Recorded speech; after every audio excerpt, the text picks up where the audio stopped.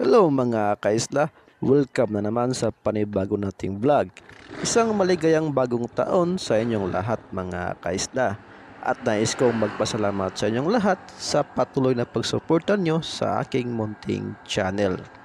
Dahil nasa 1K subscriber na tayo mga kaisla, maraming salamat sa inyong lahat ug daghang salamat sa inyong natanan. At sabay-sabay natin salubungin ang bagong taon na may masaya, positibo at produktibo. Dahil isa na naman itong panibagong yugto ng ating buhay mga kaisla, na parang isang blankong libro na tayo ay may akda. At sulat natin ang ating magiging kapalaran. And let's move on to the topic mga kaisla. For this 2022, marami na namang mga bagong motor ang ilabas ang iba't ibang manufacturer company. At bago natin alamin kung ano-ano ang mga motor na ilalabas ngayong taon, ikumpara muna natin ang dalawang motorsiklo sa underborn category na tumatak sa panasa nating mga Pinoy, ang Yamaha Sniper 155 at Honda Supra GTR 150. At bago ang lahat, ito nga pala ang motor sa isla. Please do subscribe and support my channel.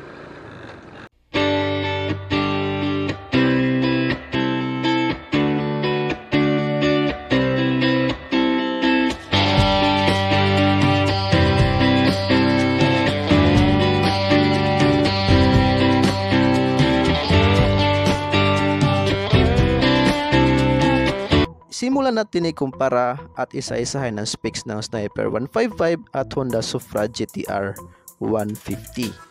Ang Sniper 155 ay single overhead cam, liquid cooled 155cc, variable valve actuation, fuel injected engine. Ano nga ba itong variable valve actuation mga kaisla? Ito lang naman ang responsable na mapanatili ang lakas ng motor kahit naka-low RPM ka, dahil may dalawang valve ang engine na ito, isa for low to mid RPM at isa for higher RPM. At ang Honda Supra GTR naman mga kaisla ay naka double overhead cam, liquid cooled 150cc, fuel injected engine. Ano nga ba ang pinagkaiba ng double overhead cam at single overhead cam mga kaisla? Sa single overhead cam mga kaisla ay mas malakas ang torque nito compare sa double overhead cam. Kumbaga, more torque ang motor na naka single overhead cam. Samantala ang double overhead cam mga kaisla ay balance ang torque nito at saka power ng makina. Ang maximum torque ng Sniper 155 mga kaisla ay nasa 14.4 Nm at 8,000 revolution per minute. Samantalang ang torque ng Honda Supra GTR ay nasa 13.6 Nm at 6,700 revolution per minute.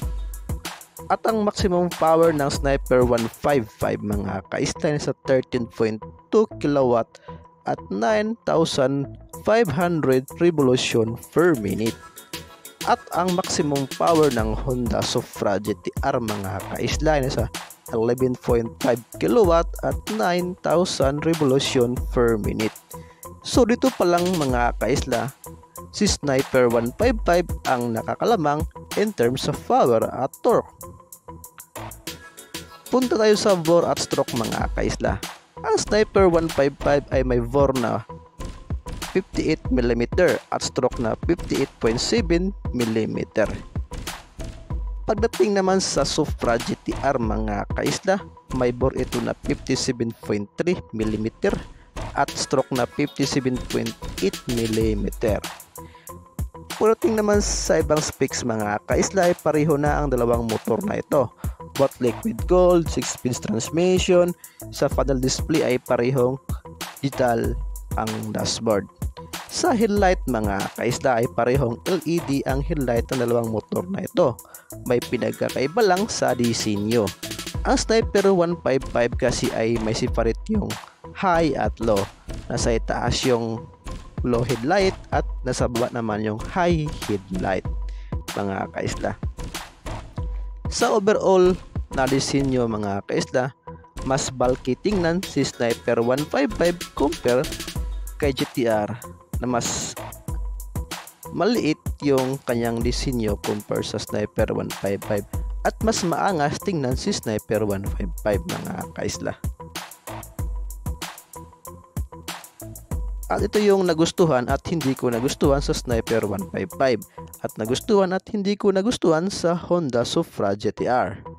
Sa Sniper 155 mga kaisla, ang hindi ko nagustuhan ay ang kanyang rear fender. Sobrang napapangitan ako sa rear fender na to.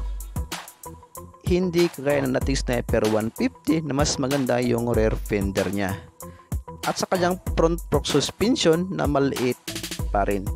Sa kanyang Valkyrie na Hetsora, nilakihan man lang sana nila ang kanyang front fork suspension nito. Dalawa lang naman ang hindi ko nagustuhan sa motor na ito, yung kanyang rear fender at front fork suspension.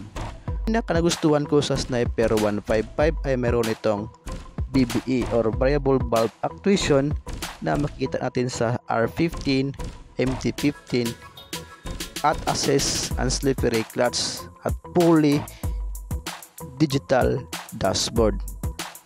At yung Hullman ng Sniper 155 ay talaga nakapakaangas tingnan. Sa Supra GT-R naman mga kaisla, ang hindi ko lang maintindihan sa Honda, bakit itong old model ang dala nila dito sa Pinas. Matagal na kasi itong Supra GT-R sa ibang bansa at pinaglumaan na nila doon. When it comes sa kanyang disenyo mga kaisla, ay maganda rin naman itong Honda Supra GT-R. Maliit tingnan compare sa Sniper 155. Ang nagustuhan ko sa motor na ito ay ang kanyang engine na double overhead cam. Mas malakas kasi ang engine ng double overhead cam kaysa single overhead cam. At isa pang nagustuhan ko ang kanyang front fork suspension. Malaki compare sa Sniper 155. Maganda kasi kapag malaki ang front fork suspension ng motor, lalo na kapag pumasok ka sa mga rough road, ay hindi agad masisira ang suspension. Kaya niyang i-absorb ang stress ng motor. And din yung ground clearance nito mga kaisla. Nasa 150mm, kagaya ng Sniper 155 ay 150mm din. Ang seat height ng Supra GT-R ay nasa 786, mas mababa ng kaunti compare sa Sniper 155 na may seat height na 795mm. Sa price naman ng motor mga kaisla, mas mura si Supra GT-R na may presyo na 102,900 pesos, samantalang itong Sniper 155 ay may presyo na 114,900 pesos. Sa fuel consumption ng mga motor na ito mga kaisla, ang Supra GT-R ay kumonsumo ng 42 km per liter na may fuel tank capacity na 4.5 liter. Samantalang ang Sniper 155 mga kaisla ay kumonsumo ng 40 km per liter na may fuel tank capacity na 5.4 liter. For me mga kaisla, if I would choose between the two, pipiliin ko ang Sniper 155. For its upgraded specs, malaki yung tank capacity, good for long ride. Siguro kung may papalitan ako sa motor na ito, kaya kanyang front fork suspension, papalitan ko na mas malaki ng kaunti. So kayo mga kaisla, alin sa dalawang motor ang gusto nyo? Paki-comment down below lamang ng inyong mga sagot at pag-usapan natin yan sa comment section. And thank you for watching mga kaisla. See you in my next video. Ride safe always. Happy New Year. Bye-bye.